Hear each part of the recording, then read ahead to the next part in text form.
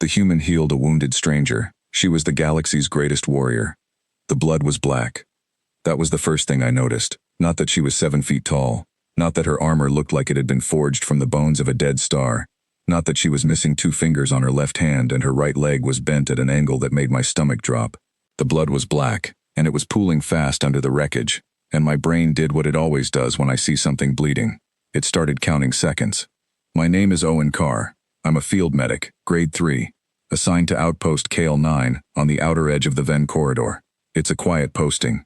Fuel depot, a skeleton crew of 14, and a medbay so small I can touch both walls if I stretch my arms. I'd been doing an inventory check on the debris field after a sensor blip came through the overnight log, probably just drift metal from the cargo freighters that use our corridor as a shortcut. I had my scanner in one hand and a coffee that had gone cold an hour ago in the other. Then my suit lights caught her, and the coffee hit the ground. She was half buried under a twisted section of hull plating. I didn't recognize the alloy. I didn't recognize anything about her species from memory, and our database flags kicked in with nothing. No match, no file. Not even a genus classification. Her armor had markings that might have been insignia once, but they were scorched clean. Either battle damage had done it, or someone had deliberately removed every identifier before the ambush that clearly had not gone the way she planned. None of that mattered.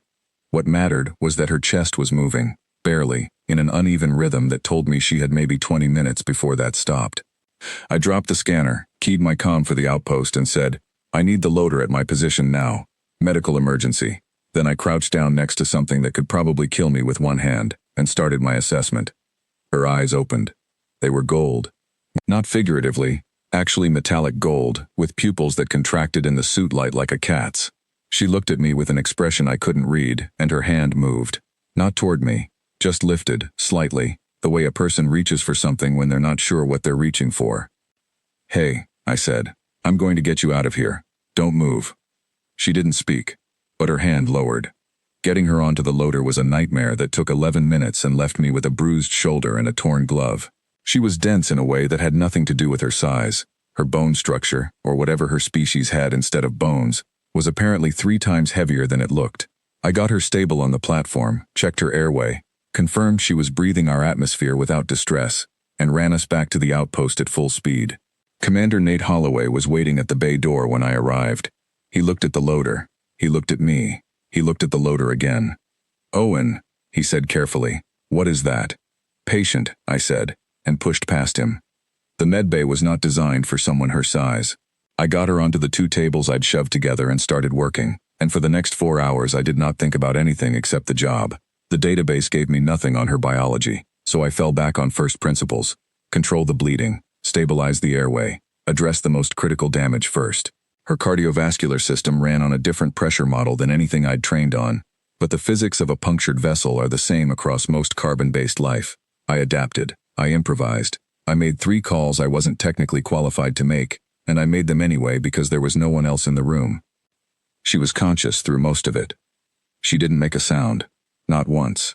She lay there with those gold eyes tracking every move I made, and she watched me with an intensity that would have been unsettling if I'd had any spare attention to be unsettled.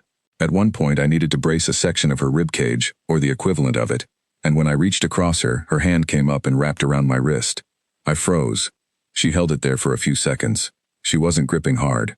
She was feeling my pulse, like she was checking if I was real. I let her. Then I said, "I need that arm still," and she released me, and I kept working. Around the 3rd hour, she spoke.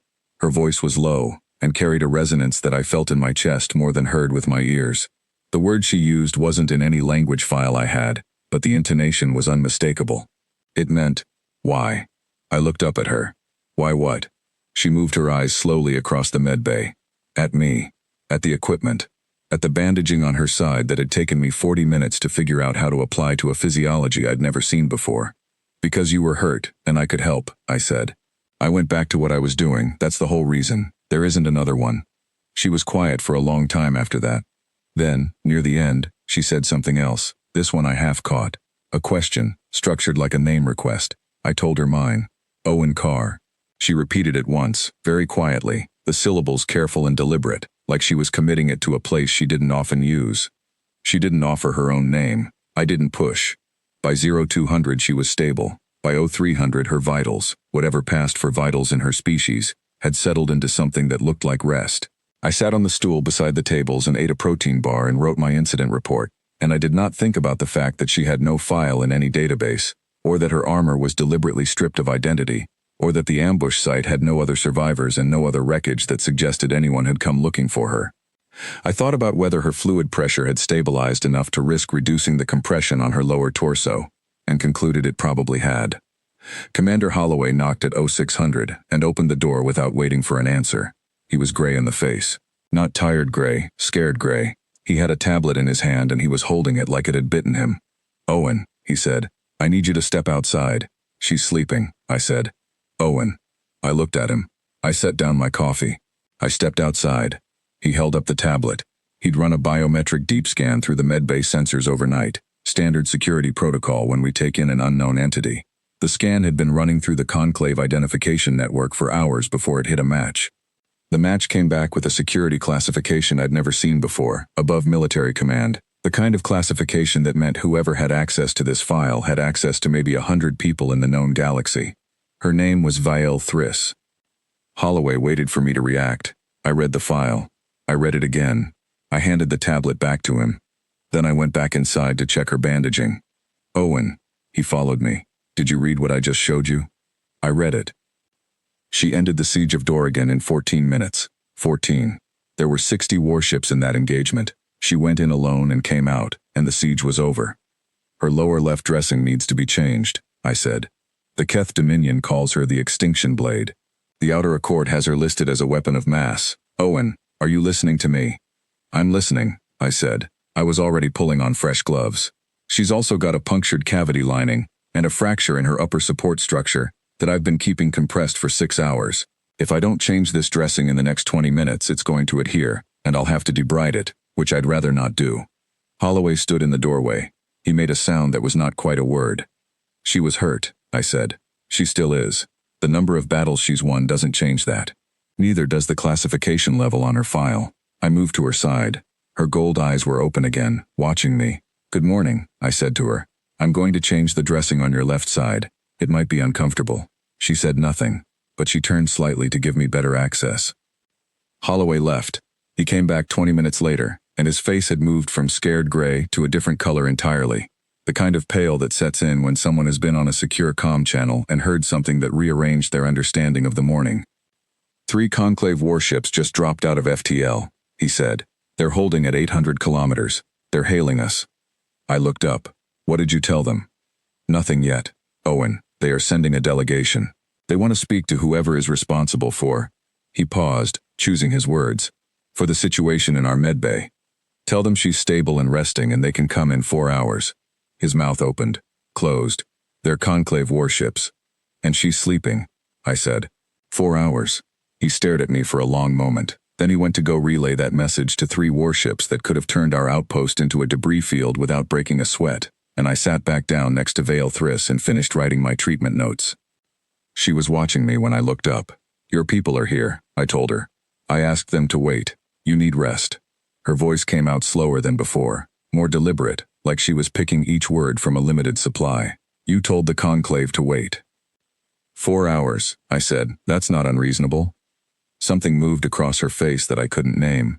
Her species had a different muscle structure around the eyes and jaw than anything I could reference, so I couldn't map it to a human expression. But it did something. She looked away from me, toward the ceiling, and she was quiet for a while. Then she said, "You do not know who I am." "I know your name now," I said. "Holloway ran the biometrics." Her eyes came back to me. And you need 4 more hours of rest before you travel." I picked up my notes again. "The fracture in your upper support structure is still at risk of displacement. I want your pressure stable before you move." Another silence. Longer this time. "No one," she said carefully, "has ever told me to rest." "Well," I said, "now someone has." She made a sound I didn't recognize. Low, short, somewhere between a breath and a word. I thought, later, that it might have been something like a laugh. The delegation arrived at the 4-hour mark exactly, and they arrived like a storm that had organized itself into suits.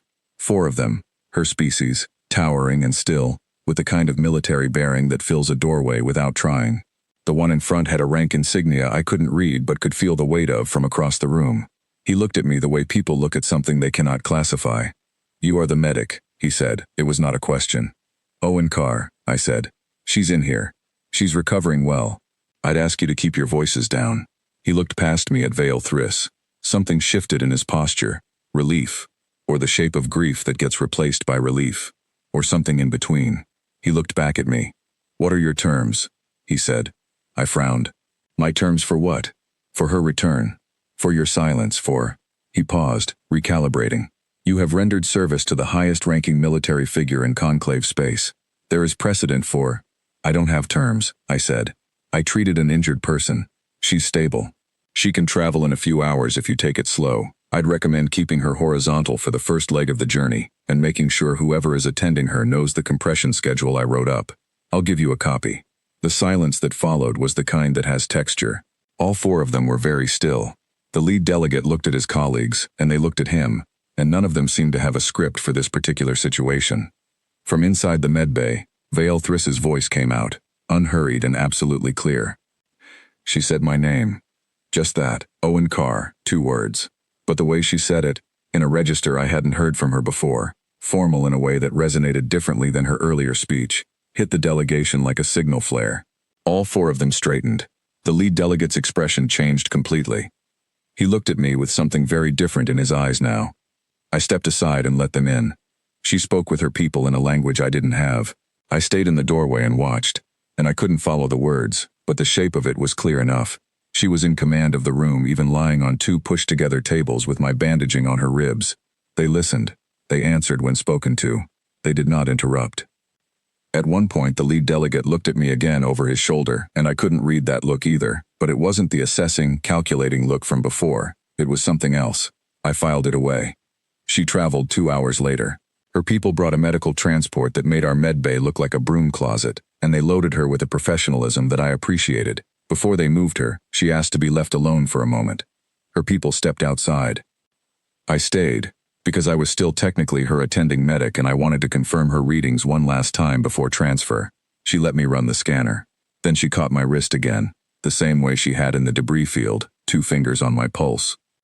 "Owen Carr," she said. "That's me. In 40 years of war," she said slowly, "no enemy has ever looked at my wound instead of my rank." She paused. "You are either the bravest being I have encountered, or the most foolish." I waited.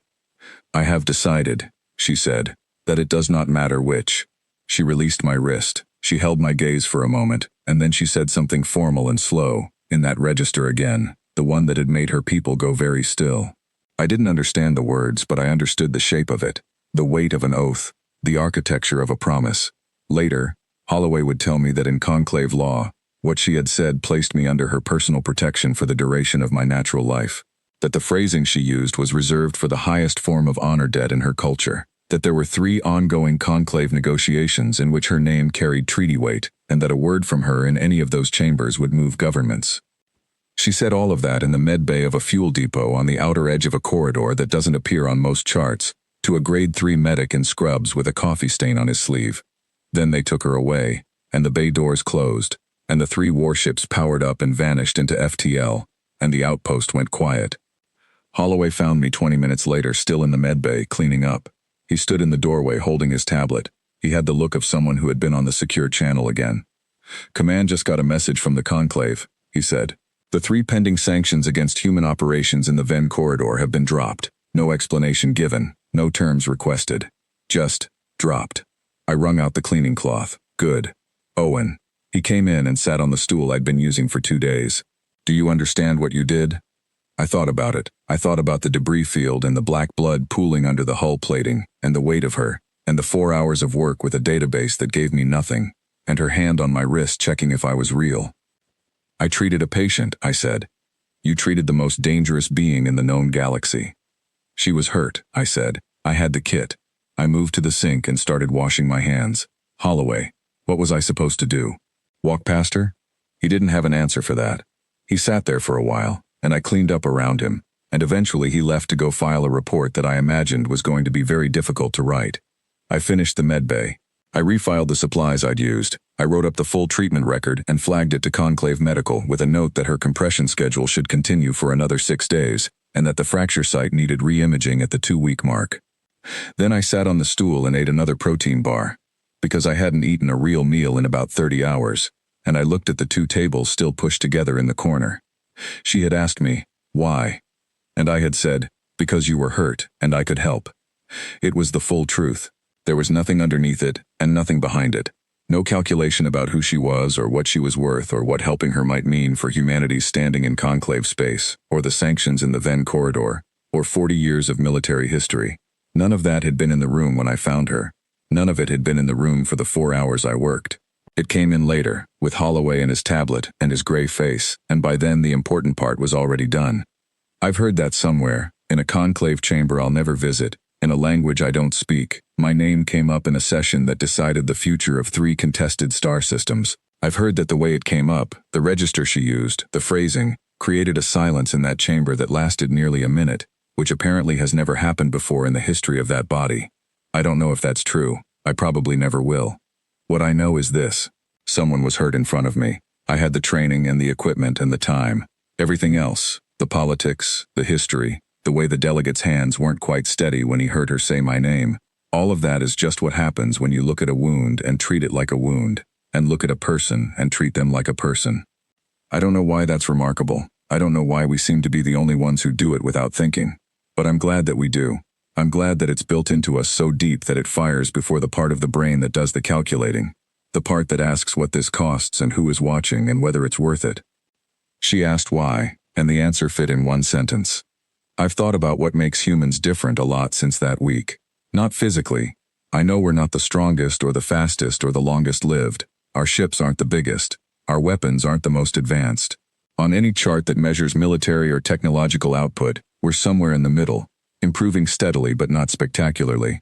But there is a list, I believe there is a list, somewhere, even if no one has written it, of species that will stop what they are doing when they see something bleeding, and help it before they check its rank, before they check if it is an ally or an enemy or a neutral, before they calculate the cost.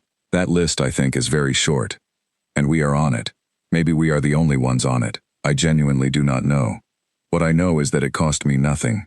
2 days of work, some supplies, a bruised shoulder, and a night without sleep.